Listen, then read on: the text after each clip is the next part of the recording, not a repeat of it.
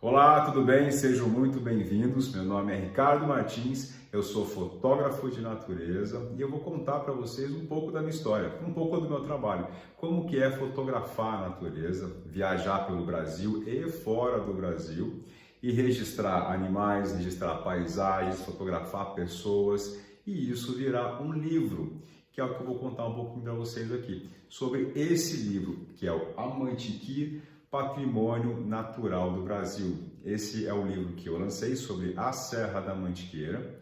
E só por um pouco de curiosidade e cultura, né? Amantiquir é o nome original da Serra da Mantiqueira, que fica no estado de São Paulo e quem deu esse nome foram os índios que habitavam essa serra. Amantiquir é uma palavra tupi e o significado é exatamente a serra que chora. E por que os índios olhavam para a serra e deram esse nome para ela? Porque eles viam várias cachoeiras caindo pela Serra da Mantiqueira e imaginavam que a serra estava chorando. E aí deram esse nome a Amantiquir, que com o passar do tempo foram chegando as outras pessoas, os colonizadores, começaram a ouvir aquele som, Amantiquir, Amantiquir, Amantiquir, acabou virando Mantiqueira e acabou virando Serra da Mantiqueira, que é uma região maravilhosa no nosso país. Eu fiz questão de entrar nela, fotografar e fazer esse livro aqui chamado Amantiquir, Patrimônio Natural do Brasil. Esse é um pouco do meu trabalho, é viajar, é fotografar e é mostrar para vocês a importância de preservar um local como esse aqui, por exemplo. Então, antes de começar a desenvolver, a contar algumas histórias para vocês, eu quero contar uma história específica, que é do Seu Francisco, que é um senhor que eu encontrei no meio da Serra da Mantiqueira, mora lá numa casinha no meio do morro, e eu encontrei com ele em uma das minhas viagens cortando a Mantiqueira, ofereci carona para o Seu Francisco, e aí o resto vocês vão ver agora.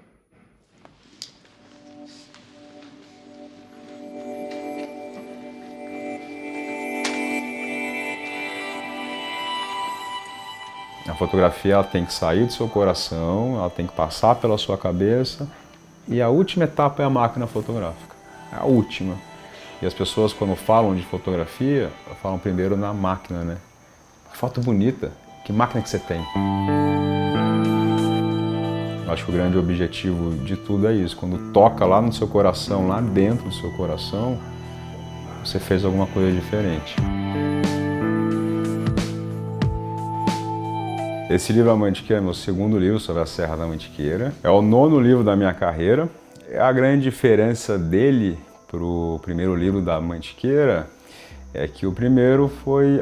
A própria serra foi minha grande musa, né? E nesse segundo livro, a minha vontade, na verdade, foi de revelar quem que era o rosto da Mantiqueira. Eu tenho a ideia, sempre do projeto, né? O conceito, mas eu nunca sei o que vai acontecer. Eu deixo a serra ou a história se revelar para mim da maneira que ela quer. E eu respeito isso. Eu estava passando de uma cidade para outra e eu cortava a Mantiqueira para fazer isso. E numa dessas estradas eu vejo simplesmente um senhor andando sozinho ali na estrada. A primeira reação foi, pô, o senhor quer carona? Sabe, né? Vou deixar ele ali, eu estou de carro. E aí eu parei, ofereci, ele na hora, falei, oh, claro, e entrou. Ele sentou no banco de trás, e aí a hora que ele sentou, que eu comecei a dirigir, eu olhava no retrovisor e eu via o rosto dele, assim, com chapéuzinho, com bigodinho, tipo caipira da Mantiqueira, assim.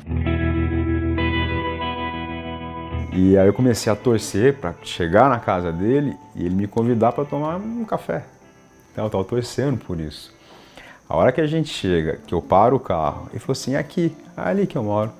Eu olhei, aquela casinha, no meio daquele morro, assim, aquela coisa linda, parecia um cenário de filme, assim, que eu olhei e falei, e agora, né? Aí ele desce do carro, ele olha pra mim assim e fala, quer tomar um café, meu filho? Eu falei, quero, claro. Aí ele foi andando e eu fiquei, deixa eu ver como é que ele chega. Eu não bati nenhuma foto, só fui observando, assim. Putz, aí a hora que ele chega perto da casa dele, assim, como eu agradeci de ter parado antes, sabe? De poder enxergar isso. A hora que ele vai chegando perto da casinha dele, tem umas 20 galinhas, assim, ó, correndo, desesperadas, assim, entram atrás dele, faz uma fila atrás dele.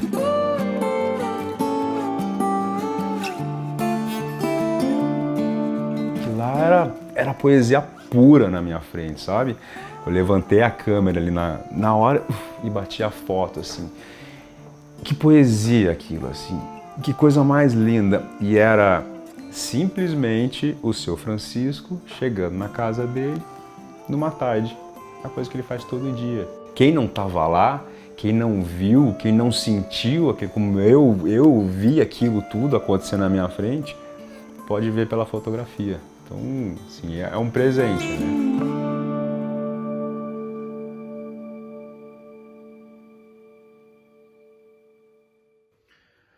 Bom, vocês acabaram de conhecer o seu Francisco, que é um típico caipira da Serra da Mantiqueira, que é uma cultura que a gente está esquecendo e que está sumindo cada vez mais.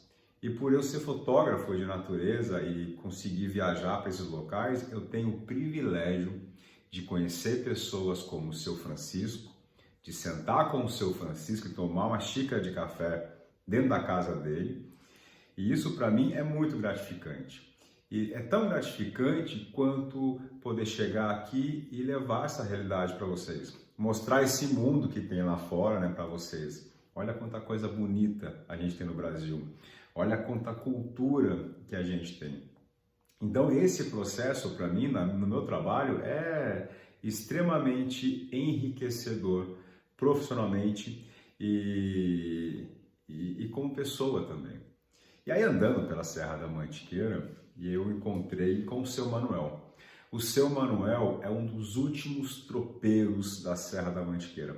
Tropeiro era aquele cara que levava queijo, levava comida, levava vários tipos de mantimentos no lombo de mulas. Né? Não tinha ali o carro ali que podia transportar, ou o carro não conseguia passar pelos locais que as mulas passavam. Essas pessoas eram conhecidas como tropeiros. Né? A gente colocava muita coisa no lombo das mulas e eles atravessavam, viajavam dias até chegar numa cidadezinha e vender tudo aquilo. E aí eu encontro o seu Manuel, que nos dias de hoje ainda trabalha como tropeiro. Assim, foi tão gostoso encontrar o seu Manuel, né? E eu entrei na casa dele. Na verdade, era difícil chegar na casa dele, porque eu estava com o carro atravessando ali, tinha uma dificuldade, porque estava de terra, e a hora que estava chovendo, meu carro atolou, eu desci do carro, eu estava tentando tirar o carro dali, escuto uma voz assim: "Ei, mas é muita coragem." E a hora que eu olho, é o seu Manuel. "Oi, tá fazendo o que aqui, meu filho?" Perguntou para mim. Eu falei: "Eu vim visitar o senhor seu Manuel." Eu falei: "É o senhor mesmo que eu quero conhecer." "É mesmo, meu filho? Então chegue, vem tomar uma xícara de café." E aí vai eu lá com o seu Manuel na casa dele, tomar uma xícara de café. E a hora que eu entro na casa do seu Manuel, aquela casinha com fogão a lenha, eu comecei a olhar assim, ele começou a acender o fogão a lenha dele. E aí ele assoprava o fogão a lenha dele assim, e abaixava na minha frente e tinha uma janela bem ao lado do fogão. E a luz da janela entrava e iluminava toda a camisa dele, o chapéu dele. E eu comecei a ver uma fotografia naquele momento na minha frente. Falei: "Olha que foto bonita, olha que foto linda." E aí eu peguei minha câmera, continuei conversando com o seu Manuel. E a próxima vez que ele foi acender o fogão a lenha dele, que ele fez assim, eu fotografei o seu Manuel acendendo o fogão a lenha dele, e essa foto virou página dupla do meu livro.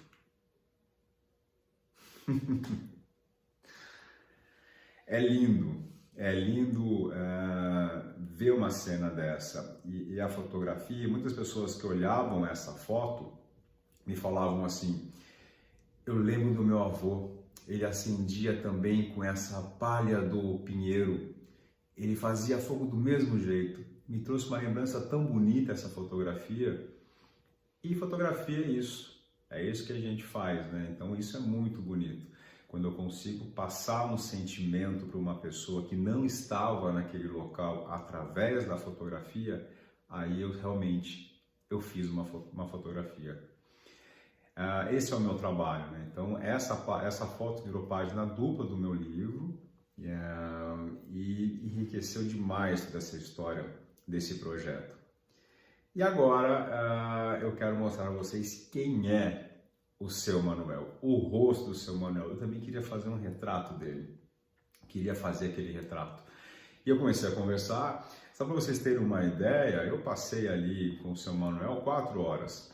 Não é um tipo de trabalho que eu chego, eu clico e eu vou embora, e eu faço a foto e acabou. Não, eu fico lá, eu converso, eu vou entendendo a pessoa, eu vou me envolvendo e aí eu começo a fotografar.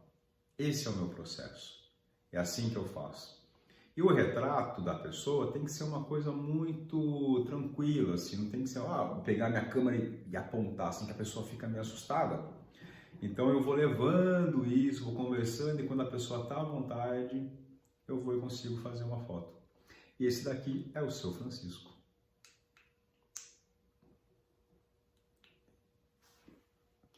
E esse daqui é o Seu Manuel.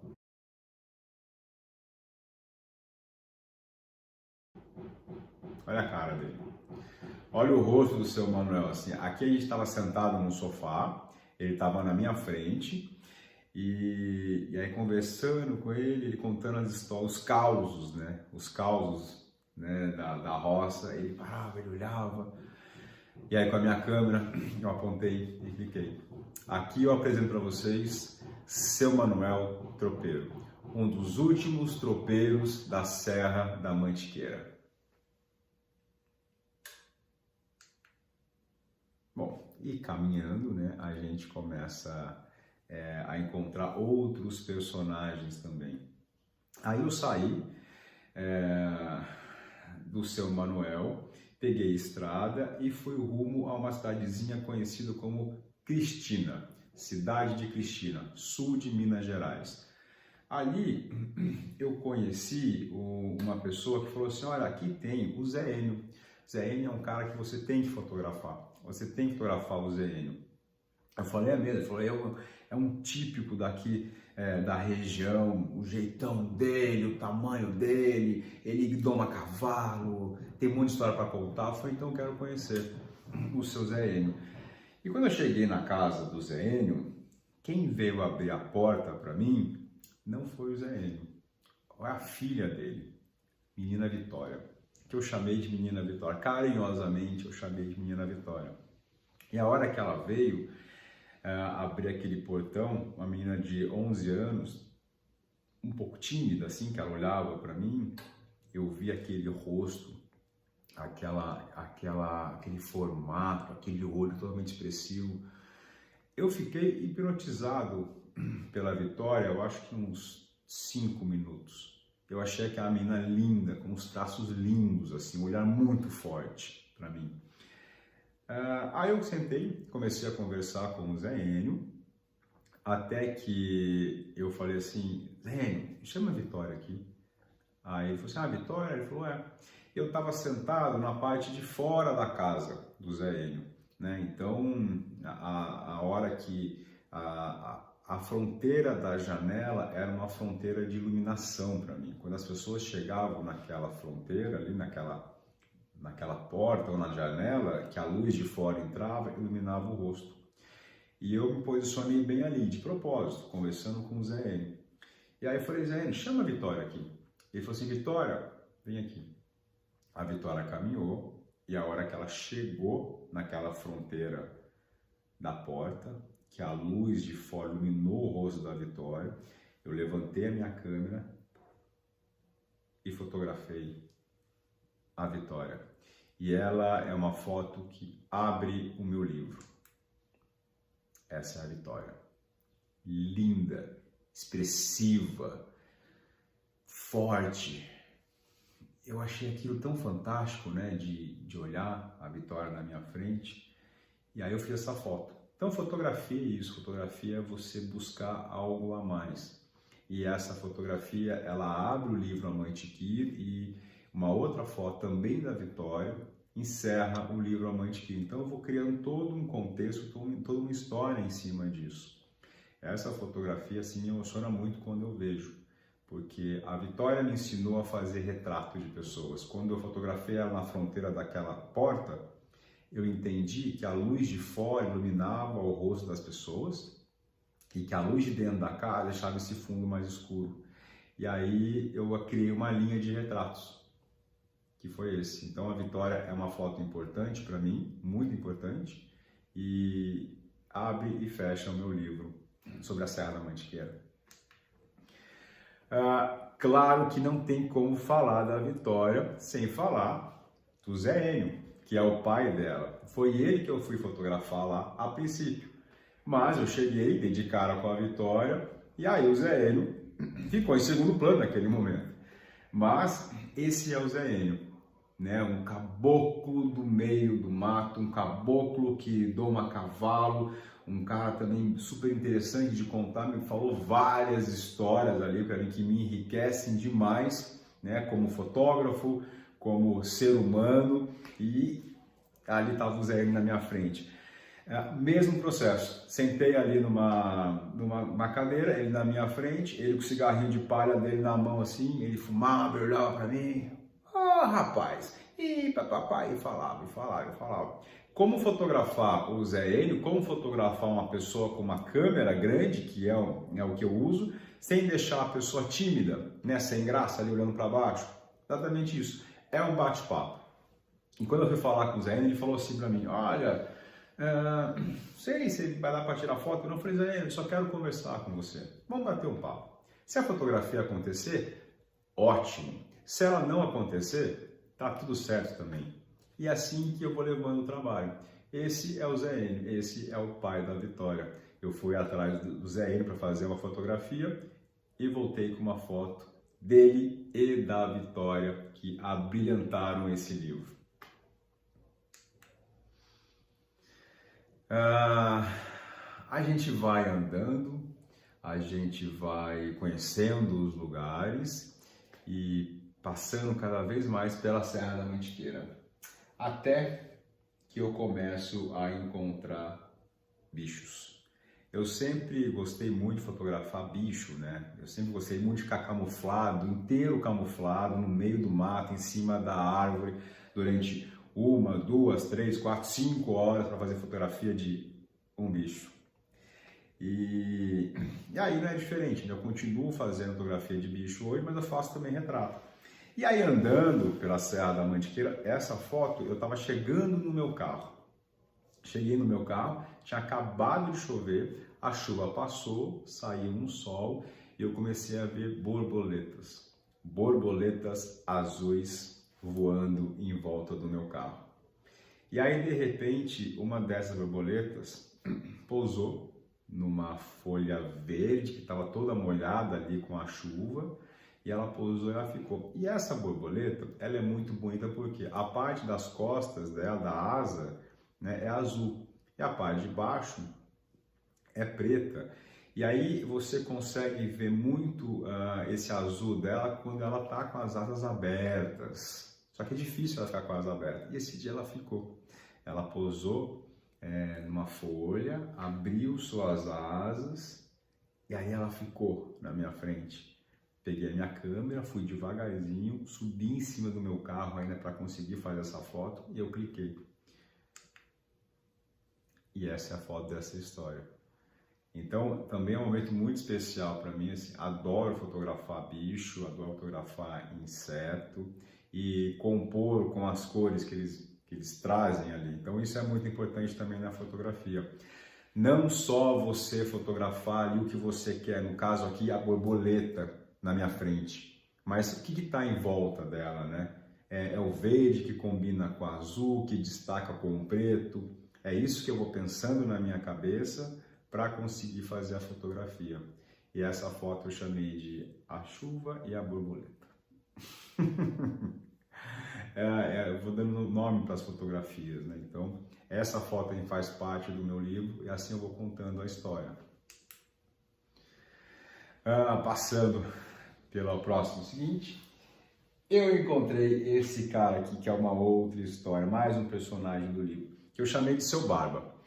Seu Barba mora num pequeno vilarejo em Passa Quatro, também sul de Minas, só que é no topo da Serra da Mantiqueira. E era um vilarejo que eu não sabia que existia, não conhecia, deve morar ali mais ou menos 40 pessoas nesse vilarejo. E me falaram de um senhor com uma barba muito grande que morava ali e que eu ia encontrar ele muito fácil porque ele ficava na frente da casa dele, sentado, quase o dia inteiro fazendo as suas coisas ali. E era uma figura muito característica, com um chapéuzão. E lá vou eu, atrás do Seu Barba, 3 horas subindo uma serra, chegando num bairro muito pequeno, muito isolado. Para vocês terem uma ideia, o Seu Barba, a única comunicação dele é um radinho, não tem televisão, ele se comunica com o mundo e escuta as notícias através de um radinho, e esse é o Seu Barba. Então eu cheguei nesse vilarejo, entrei ali, e as pessoas são desconfiadas, porque eles estão isolados, né? Não vai muita gente lá. E quando eu cheguei, eu andei pelo vilarejo, as pessoas começaram a olhar para mim: o que você quer? Eu vim procurar, eu fiquei chamando de Seu Barba, né? Aí eles falavam para mim assim: olha, ele não está aqui não, mas ficaram muito desconfiados, né, de mim. E eu fiquei o dia inteiro entrando e saindo desse bairro e não achei ele, não achei. No outro dia eu fui embora e resolvi voltar no outro dia cedo. No outro dia cedo eu cheguei, entrei nesse bairro, eram umas 10 horas da manhã. A hora que eu coloquei o meu carro ali, várias pessoas começaram a sair das suas casas, começaram a olhar para o meu carro. Eu falei: está acontecendo alguma coisa estranha aqui. Começaram a andar. E aí de repente ele apareceu. Ele: rapaz, você quer falar comigo? Eu falei: sou. Quem é você? Aí eu falei: eu sou o Ricardo, expliquei a situação. Ele não acreditou, me levou na casa dele, fez um interrogatório comigo durante umas 2, 3 horas e ele falou assim: vou te contar o que aconteceu. Ontem à noite, quando eu cheguei aqui no bairro, as pessoas estavam falando assim: olha, tem um moço aí com um carro andando para baixo, para cima aqui atrás de você e ele quer te matar. Eu falei: o quê? Eu falei: você tá falando sério? Ele falou: falaram que estava andando para baixo, para cima, atrás de mim, que eu estava com uma arma desse tamanho, que na verdade era a minha máquina fotográfica. Aí que surgem as lendas, né? A gente ficar andando para baixo, para cima ali, num bairro desse. E aí eu pensei: cara, olha, é tanta loucura, um vai falando pro outro, que vira uma história que não tem nada a ver.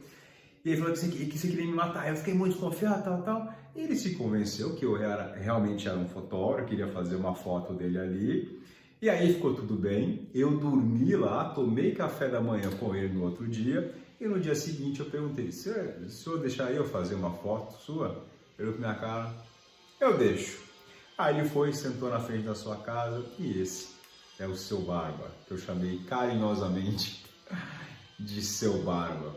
Então, são histórias assim, e amizades assim, que eu vou cultivando, né, que durante todo o processo, como o Seu Barba, que faz parte do meu livro, que tem essa história no meu livro também, que é super... as pessoas não imaginam, quando olham uma fotografia, não imaginam a história por trás dela, o trabalho que eu tenho por trás de fazer uma fotografia. Então, eu fico muito feliz com isso, na verdade, e é tão legal trazer personagens assim para mostrar para vocês, através das páginas do livro desse, que talvez nunca ninguém fosse conhecer. Né, um típico morador da Serra da Mantiqueira, do bairro dos Martins. E assim, cada história que eu passo, cada lugar que eu visito é uma experiência diferente. E na Serra da Mantiqueira a gente tem muita araucária. A araucária é uma árvore muito grande que ela dá o pinhão, né, que é uma semente, na verdade, que a gente come. Vocês devem conhecer o pinhão. E uma dessas minhas andanças, eu conheci na cidade de Alagoa os catadores de pinhão, pessoas que andam no meio da floresta, coletam pinhão e eles vendem esse pinhão.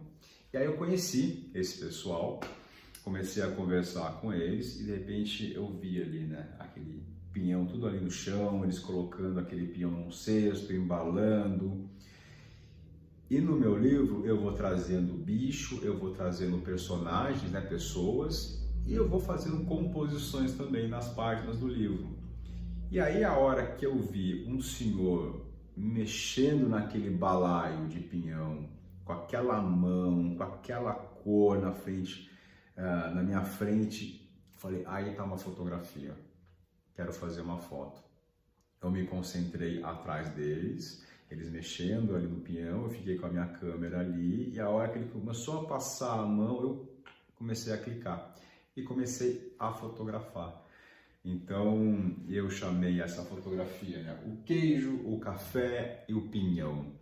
O pinhão porque eu estava no lugar de pinhão, o queijo porque também é muito típico da região que eu estava, e o cafezinho que é sempre uma delícia de sentar e tomar um cafezinho. Então essa daqui é a minha fotografia dos catadores, a minha homenagem, na verdade, aos catadores de pinhão da Serra da Mantiqueira, que é uma coisa lindíssima assim. Então, quando a gente está na nossa casa comendo esse pinhão, a gente não imagina de onde que ele vem, a gente não para pensar nisso, na verdade. E é muito importante parar para pensar em tudo isso, a gente parar para pensar da onde que vem, quem que pegou. Então é a minha homenagem aos catadores de pinhão da Serra da Mantiqueira que fazem esse trabalho lindíssimo, que é muito bonito de acompanhar, é bonito de estar lá e é delicioso de comer também um pinhãozinho. Então essa é a minha homenagem, ela ocupou página dupla do meu livro sobre a Serra da Mantiqueira e tá aí, os catadores de pinhão da Serra da Mantiqueira. Bom, seguindo aqui pela Mantiqueira, a gente sabe muito de pessoas. Eu já falei para vocês sobre as pessoas que coletam pinhão ou a borboleta, e tinha um bicho, um animal que eu queria muito fotografar, que é o lobo-guará. Lobo-guará, ele parece um cachorro, né? Ele tem as pernas muito compridas, bem compridas mesmo. É um bicho bem grande, só que ele é um bicho manso, assim, ele é meio medroso até. Então, quando ele vê o ser humano, ele costuma sair correndo, ele não fica perto. Eu queria muito fotografar esse bicho, fazia muito tempo. E aí me falaram que em São Francisco Xavier ele estava sendo avistado. E aí eu segui para essa cidade, cheguei em São Francisco Xavier, conversei com as pessoas, e eles falaram que ele está aparecendo em tal lugar. E aí começa um processo do meu trabalho, que é um processo de espera, né? Onde eu fico todo camuflado no meio do mato, fazendo espera, aguardando o bicho aparecer para fazer a fotografia dele. Então, é assim que funciona o meu processo, né? Vocês viram que eu fotografo as pessoas, eu chego, eu converso, eu tomo café, aí que eu começo a fotografar, e no bicho eu fico todo camuflado e fico esperando ele aparecer. Eu já cheguei a ficar, para vocês terem uma ideia, 8 horas intocado no meio do mato para fazer foto de um passarinho. No Pantanal, recentemente, eu fiquei 5 horas inteiro camuflado em cima de uma árvore para fotografar porco do mato, que é uma espécie de javali, né, que a gente tem aqui no Brasil. 5 horas em cima de uma árvore, camuflado para fazer foto de bicho. E isso não é só de ficar lá em cima, né? Isso tem pernilongo em cima de mim, tinha abelha, eu tomei 3 picadas de abelha em cima dessa árvore, tinha carrapato. Então esse é o trabalho do fotógrafo de natureza que muita gente não conhece.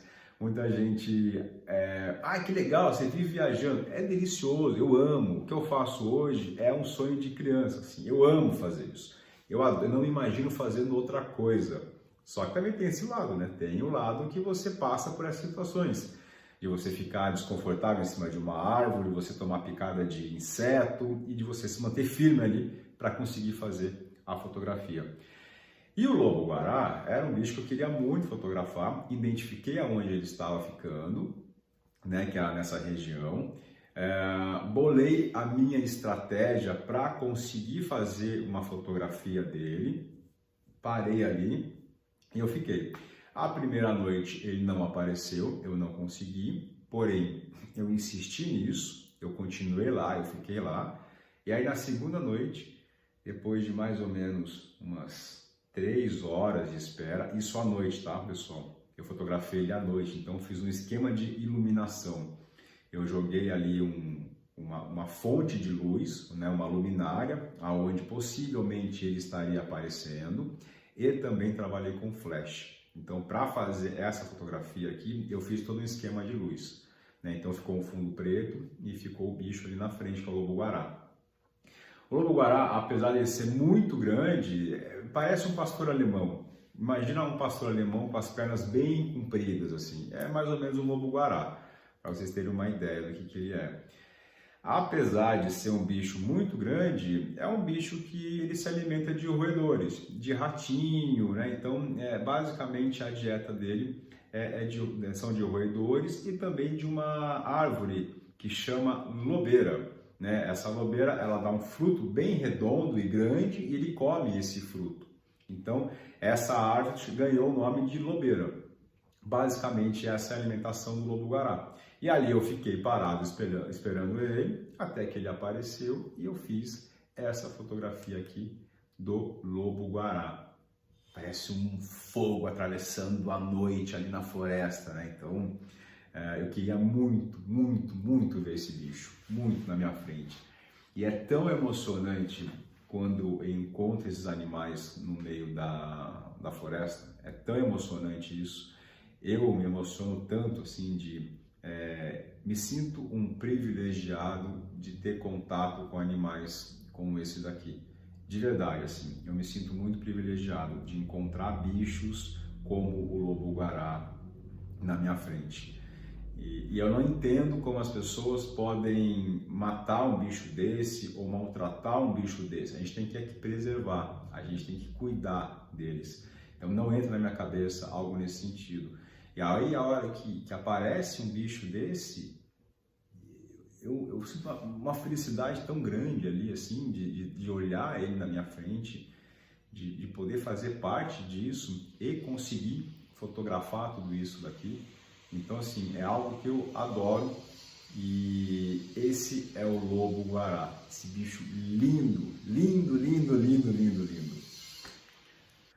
Bom, não tem como falar da Serra da Mantiqueira ou da Mata Atlântica sem falar nesse cara aqui, que é o macaco muriqui. O macaco muriqui, ele é o maior primata das Américas. Ele tem 1,30 m. É um bicho desse tamanho aqui. É muito grande. Andando no meio da mata um dia, eu comecei a ouvir uns barulhos e de repente eu comecei a olhar em volta de mim, comecei a ver a copa das árvores se mexendo. Elas se mexiam para lá e para cá. E a hora que eu vejo, veio uma família de macacos muriquis encontrar comigo ali, assim, no meio da floresta. A hora que eu olhei aquilo, eu fiquei tão emocionado de ver aqueles animais em cima de mim. E aí tinha uma família, porque tinha o adulto, tinha o adolescente, tinha a criança que ficava ali puxando o rabo do adulto, que pulava para lá. O adolescente, ele era um pouco mais curioso, então ele ficava mais explorando. O adulto já ficava mais paradão ali, comendo aquelas frutinhas e olhando. E eu não acreditei nisso. Quando eu fiquei vendo tudo aquilo, eu falei, que demais, olha onde é que eu tô, olha isso. Aí, de repente, um desses macacos, que era um adolescente, ele começou a me olhar. Ele começou a me olhar, ele me olhava, e esse macaco desceu da árvore e ficou a uns 3 metros de altura, num galho mais baixo.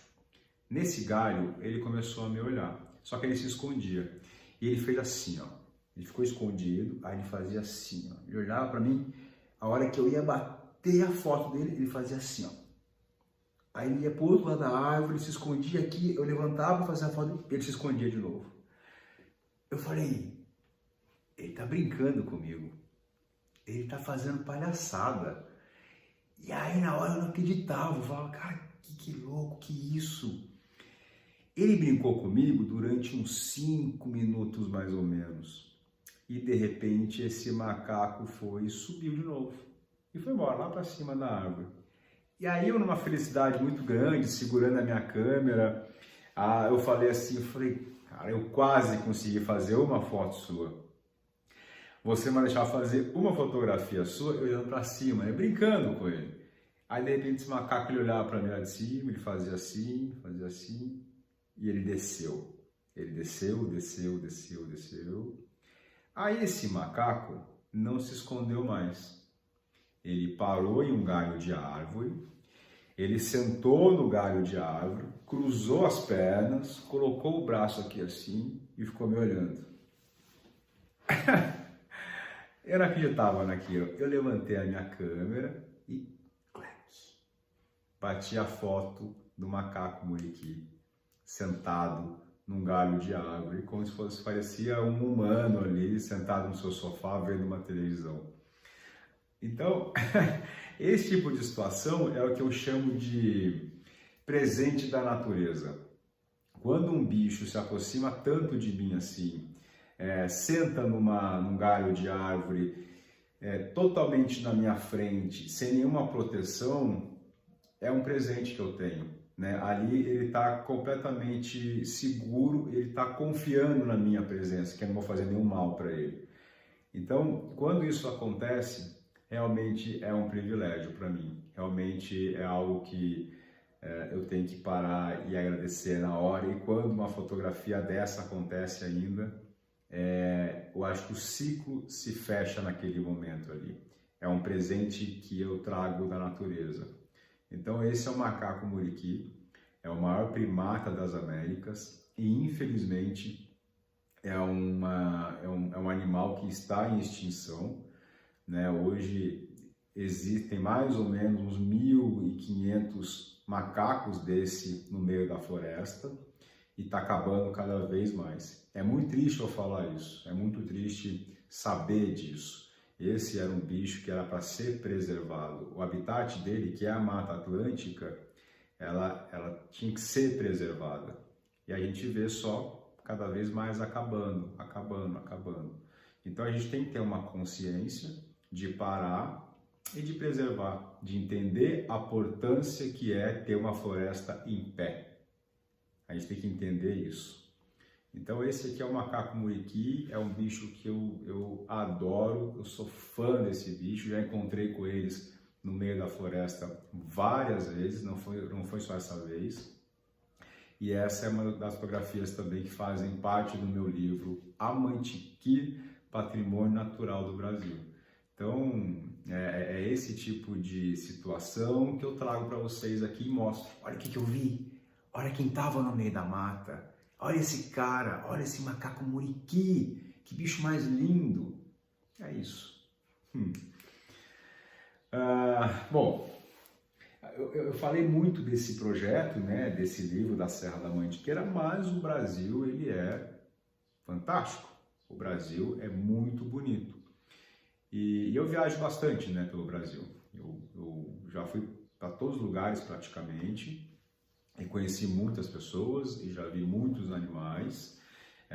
A Mata Atlântica eu tenho um carinho gigantesco, porque é ali que eu fiz a minha primeira fotografia na vida, de uma cobra-cipó, com uma câmerazinha pequenininha que meu pai tinha na época. Eu tinha 10 anos de idade, então faz muito tempo que eu sei o que eu queria da minha vida, né, que era ser fotógrafo de natureza. Então, tem um carinho gigantesco por essa floresta, mas também tem outros lugares que eu conheci que me impressionaram muito, como a Floresta Amazônica, que é um lugar maravilhoso, é um lugar que a gente tem que conhecer, e quando eu converso com as pessoas, com os amigos, praticamente ninguém conhece outros lugares, mas eu falo muito isso, né? O brasileiro tem que conhecer mais o Brasil. O brasileiro tem que dar mais valor para o seu quintal. E a gente precisa realmente disso. A gente tem que conhecer para poder dar mais valor para isso. Em uma das minhas viagens, eu fui parar na Amazônia. Eu queria, nesse lugar, fotografar a tartaruga da Amazônia, que é um bicho muito grande também, bem grande, Em setembro, ela sai do rio e ela sobe nas praias para fazer a postura dos seus ovos. Então ela cava um buraco, né, na areia e ali ela coloca os ovos dela. Queria muito fazer uma foto dela para um outro livro meu, que é o Jalapão História e Cultura. E aí eu fiquei 4 noites dormindo nas praias, atrás da tartaruga da Amazônia, e não conseguia fazer nenhuma fotografia dela. Eu achava rastros delas, mas eu não conseguia encontrar nenhuma tartaruga. Eu estava com o Pedro, que foi meu piloteiro, ele era meu guia, né? Ele falou assim: Ricardo, eu vou te levar na casa do Abrãozinho. Abrãozinho é um ribeirinho que mora aqui, nasceu, viveu, cresceu a vida inteira aqui, e ele é o cara que vai saber aonde tem a tartaruga. Eu vou te levar para conversar com ele. E aí nós fomos à casa do Abrãozinho, morando no meio da floresta amazônica, numa casinha pequenininha assim. E aí eu cheguei na casa do Abrãozinho, sentei, conversei com ele, né? Eu falei quem que eu era, expliquei a situação que eu queria fazer, a fotografia de uma tartaruga da Amazônia. Aí ele olhou para minha cara assim: olha, essa é uma passagem muito interessante do Abrãozinho, tá? O Abrãozinho é um cara que viveu na floresta, e aí chega um cara de São Paulo, né, que nem eu, cheio de equipamento, de computador, com muita tecnologia. Esse cara vira para mim e fala assim: o que você quer comigo? O que eu posso oferecer para você? Eu não sei ler, eu não sei escrever, né? Eu sou analfabeto. Que tipo de conhecimento que eu posso te passar? Não posso passar nada. Ele me fala isso. E eu falo assim: Abrãozinho, o analfabeto aqui sou eu. Abrãozinho era o cara que olhava para o céu e sabia se ia chover, olhava para o chão e sabia que bicho que passou. E eu falei assim: você pode me ensinar muita coisa, eu tenho muito que aprender com você. Aí ele para mim, olha e fala: eu tenho coisa para te ensinar sim. Eu falei: eu quero aprender. Ele falou: então você passa hoje aqui em casa 2 horas da manhã que eu vou te levar para fotografar a tartaruga da Amazônia. E lá nós fomos, pegou o Abrãozinho 2 da manhã, saiu pelo rio Araguaia, e aí chegou numa praia, ele tacou a lanterna, falou: elas não estão aqui não. A gente foi para uma outra praia, jogou a lanterna assim e falou: elas estão aqui, vamos descer. Eu falei: cara, como é que esse cara sabe? Como é que ele sabe ler também aquilo? E aí nós subimos nessa praia, começou a ir atrás do rastro. E aí eu tive uma das experiências mais incríveis da minha vida. De repente, eu estava no meio da floresta amazônica, rodeado com mais de 60 tartarugas fazendo a postura dos seus ovos. 2 horas da manhã, ouvindo aquele barulho, e elas cavando e colocando os ovos. Aquilo foi incrível. O momento foi assim, ó. E quando eu mostro essa fotografia que eu fiz, eu falo assim: essa fotografia, ela não é minha. Essa foto, ela é minha, ela é do Pedro, ela é do Abrãozinho. Sem esses caras, eu jamais teria feito essa foto. Jamais teria feito. E eu queria dar um movimento para a tartaruga, né? Então, quando eu olhava ela andando ali na areia, ela se arrastava, que é um bicho muito grande, ela se arrastava. Mas, a hora que eu percebi a maneira que ela cavava o buraco, que ela enfiava a sua pata na areia e ela jogava a areia para cima, eu falei: aí, essa é a foto que eu quero fazer. É exatamente esse momento que eu quero pegar, a hora que ela joga a areia para cima. Então, eu fiquei na frente dela com a minha câmera, joguei um flash lateral, a hora que ela jogou a areia para cima, eu congelei esse momento.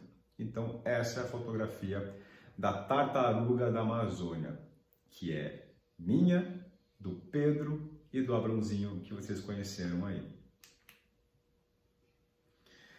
É um dos bichos muito especiais assim que eu conheci, né, que eu gosto muito de ver, é a arara. A arara, a gente tem a arara canindé, a gente tem a arara vermelha, a arara azul, e várias espécies assim. E uma das minhas viagens lá no norte do Tocantins, me falaram assim: Ricardo, você quer conhecer um refúgio de arara? Eu falei, quero sim. O que é esse refúgio, né? É um fazendeiro, que era o Marcos. Ele tem uma área grande de fazenda lá e preserva muita floresta. Então ele tem uma boa parte da floresta amazônica preservada. E aí a polícia começou a levar animais que eram capturados ou do tráfico ou de maus tratos e fazer soltura nessa área dele. E aí eu cheguei, comecei a conversar com o Marcos e ele falou, aqui a gente começou a cuidar dos animais e a gente solta, né, os animais. Então tinha muita arara, mas arara é arara selvagem, tá? Arara solta mesmo, não é arara presa. Porque como eles fazem a soltura das araras nessa região, elas voam e vão dormir ali, perto da casa dele, porque elas se sentem seguras pelo lugar que elas estão, né? Então, eu via muita arara indo, voltando, é a coisa mais linda, assim. E para um fotógrafo, né, poder ver uma cena dessa toda, é muito bonito. E aí o Marcos me contou a história de uma arara canindé, uma delas. Falou, tem uma arara aqui que ela chegou para mim muito mal, toda despenada, tal. O que aconteceu? A arara, elas são monogâmicas. O que é isso? Elas formam casais para a vida inteira. Então elas casam e ficam juntas para a vida inteira. Um casal desse pousou em uma árvore um dia, em uma fazenda. O fazendeiro saiu da casa dele com uma arma, foi pau! Matou uma das araras. Ela caiu no chão e a outra que ficou viva desceu da árvore e começou a rodear o corpo daquela que estava morta. O fazendeiro foi e prendeu essa arara, colocou ela numa gaiola. E aí ela começou a ficar muito triste, né? Então ela começou a se arrancar as penas dela, começou a se depenar toda ali. O fazendeiro tinha uma filha de mais ou menos uns 6, 7 anos de idade. Essa filha comentou na escola o que tinha acontecido. O fazendeiro foi denunciado para a polícia foi na casa dele, pegou essa arara e levou para o Márcio. Aí o Márcio cuidou dessa arara durante 7 ou 8 meses, dando comida para ela, né, cuidando dela. Aí um dia ele foi fazer a soltura, ele foi soltar aquela arara de novo. Ele foi e soltou ela e ela saiu voando. Da casa do Marcos até o asfalto, tem uma estrada de terra de mais ou menos uns 5 quilômetros. E ele me contando essa história, tá? Aí num belo dia, ele falando assim, eu peguei meu carro um dia, fui sair na estrada e de repente, na hora que eu olhei pro lado da minha janela, tinha uma arara voando comigo. Ela tava ali, ó, do meu lado ali, assim, ela ficava rodeando o carro. Chegou no asfalto, ela parou numa árvore, eu fui até a cidade, voltei. Quando eu voltei, ela estava me esperando. Eu comecei a voltar para a fazenda, ela começou a ir atrás do meu carro. Era aquela arara que o Marcos cuidou com todo o e soltou depois. Essa arara começou a substituir o voo que ela fazia antes com o seu parceiro, ela faz com o Márcio, agora com o carro dele. Ele me conta aquela história, eu falo, não, você tá brincando, é verdade isso? Ele falou, é verdade. Eu falei, então se eu subir na caçamba do seu carro agora e você pegar a estrada, você acha que ela vai voar com você? Ele falou, eu acho que sim, eu acho que vai. Aí vai lá, eu subo na caçamba do carro dele, ele pega a estrada e aconteceu isso.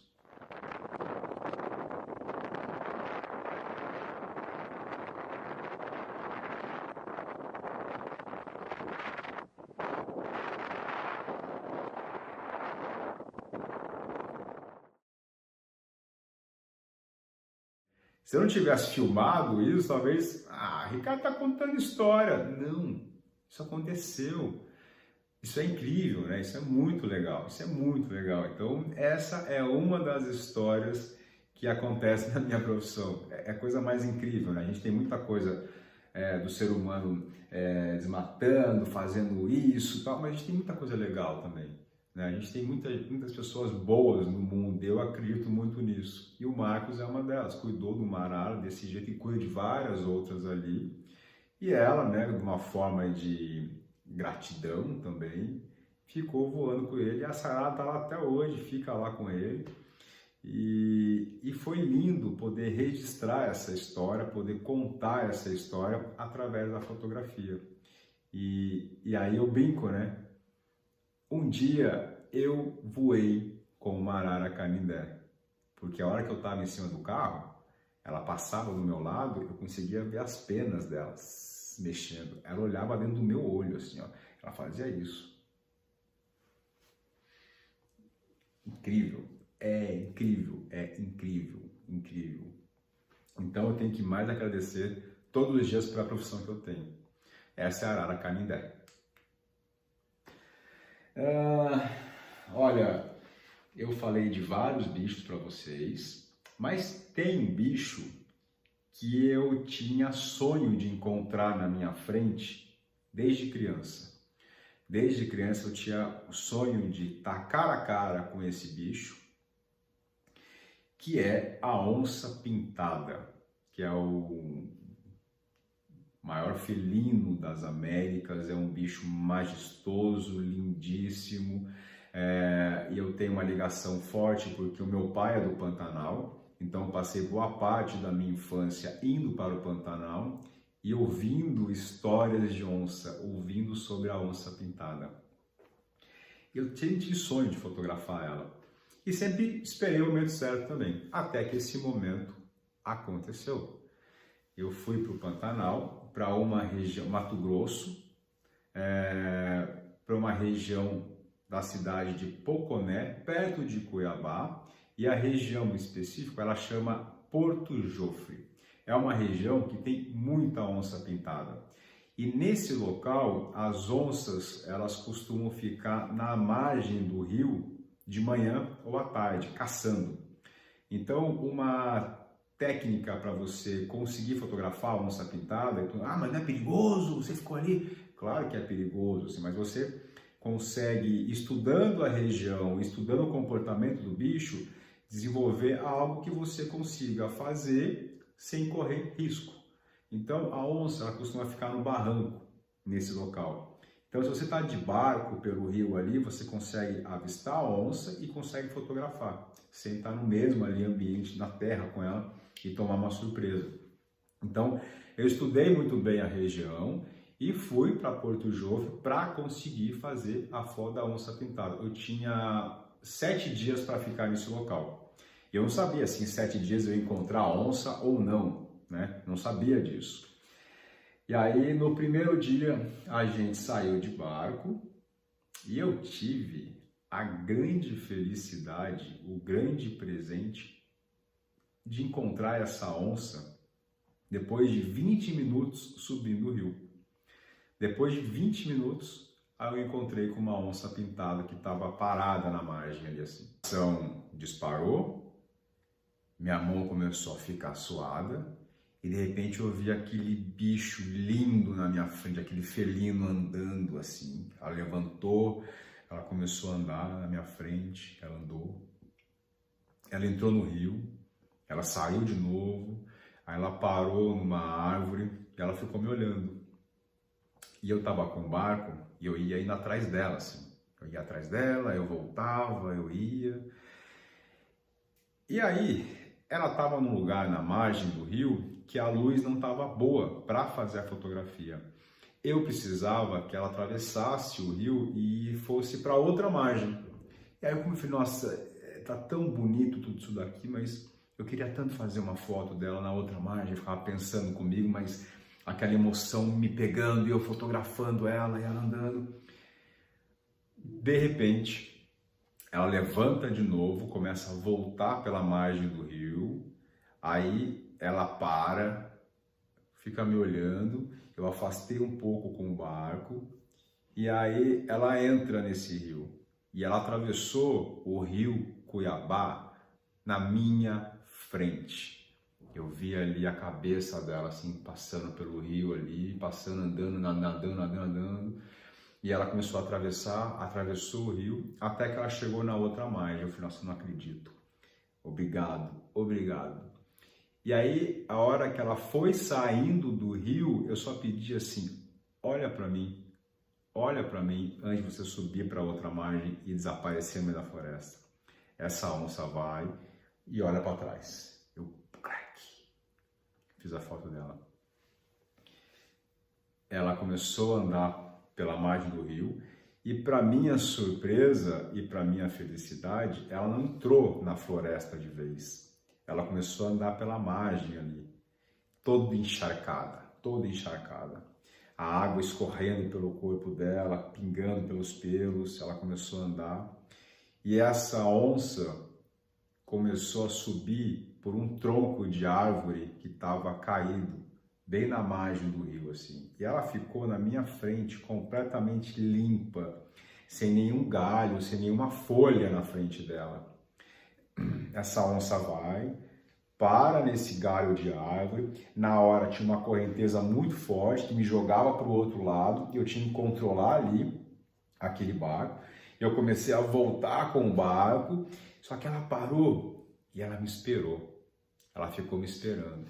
Ela fica em pé nesse galho de árvore. Eu vejo a água escorrendo pelo pelo dela, pingando no tronco de árvore, encharcando aquele tronco de árvore e o tronco de árvore pingando na terra. Era um sistema, um ciclo tão bonito que eu estava vendo na minha frente. Eu queria fazer essa foto, de repente ela para e me olha assim, e dá uma olhada para mim. Eu levanto a minha câmera e plá!